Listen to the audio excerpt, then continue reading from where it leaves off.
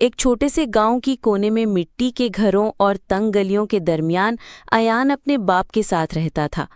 उसकी माँ का साया बचपन में ही उठ गया था। माँ की याद उसके लिए सिर्फ एक पुरानी तस्वीर और एक हल्का सा खुशबू का एहसास थी, जो कभी कभी हवा के साथ महसूस होता था।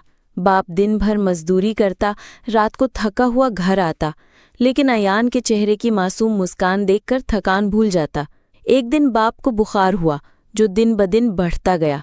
इलाज के लिए पैसे नहीं थे और गांव का हकीम भी ज्यादा कुछ न कर सका। चंद हफ्तों के अंदर अयान का बाप भी छोड़कर चला गया। उस छोटे लड़के के लिए दुनिया एकदम से खाली हो गई। आंखों में आंसू, दिल में खौफ और समझ न आने वाला सुकून, जैसे वक्त रुक गया हो।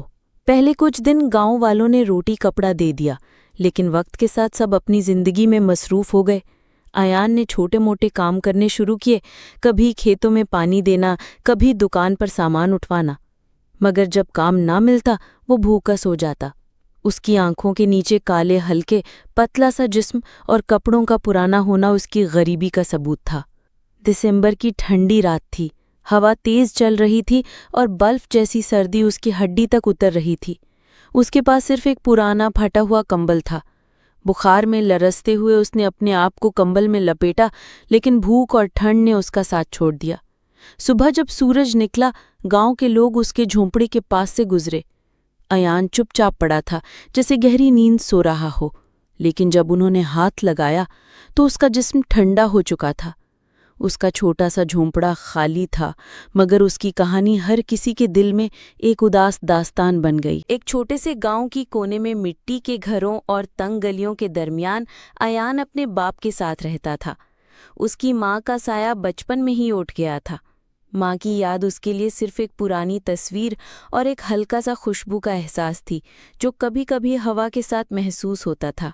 बाप दिन भर मजदूरी करता, रात को थका हुआ घर आता, लेकिन अयान के चेहरे की मासूम मुस्कान देखकर थकान भूल जाता। एक दिन बाप को बुखार हुआ, जो दिन ब दिन बढ़ता गया।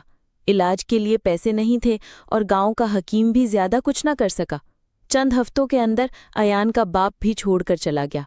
उस छोटे लड़के के लिए दुनिया एकदम से खाली हो गई। आंखों में आंसू, दिल में खौफ और समझ न आने वाला सुकून, जैसे वक्त रुक गया हो। पहले कुछ दिन गांव वालों ने रोटी कपड़ा दे दिया, लेकिन वक्त के साथ सब अपनी जिंदगी में मसरूफ हो गए।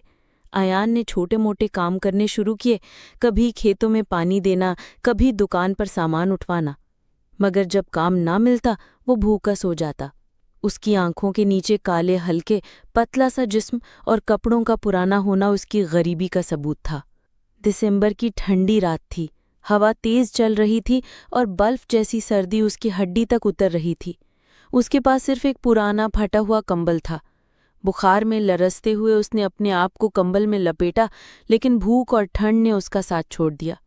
सुबह जब सूरज निकला, गांव के लोग उसके झोंपड़े के पास से गुजरे। अयान चुपचाप पड़ा था, जैसे गहरी नींद सो रहा हो, लेकिन जब उन्होंने हाथ लगाया तो उसका जिस्म ठंडा हो चुका था। उसका छोटा सा झोंपड़ा खाली था, मगर उसकी कहानी हर किसी के दिल में एक उदास दास्तान बन गई।